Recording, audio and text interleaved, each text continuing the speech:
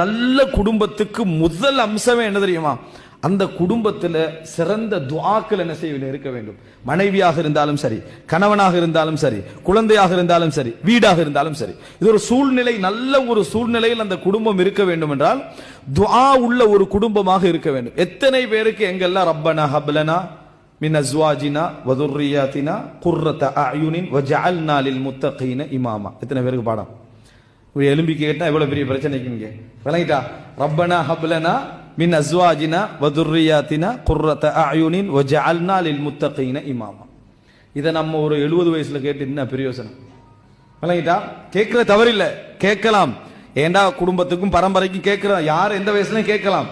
ஆனால் இந்த துஆ உங்கள்கிட்ட எப்ப இருக்கணும்? திருமணம் முடிக்க முந்திருந்தே இந்த துஆ எங்களோட லைஃப்ல இருக்கணும். யா அல்லாஹ் எனக்கு வரக்கூடிய வந்த கடந்த எல்லாத்தையும் என்ன செய்யும்? குறிக்கும்.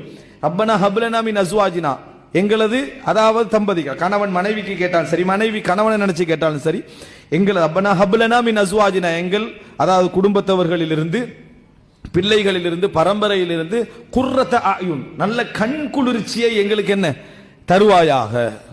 வஜஅல்னா லில் முத்தகீன இமாமா, இறையச்சமுடையவர்களுக்கு எங்களை முதலானவர்களாக ஆக்கி வைப்பாயாக என்று நம்ம துஆ கேட்கணும். எது இந்த துஆ?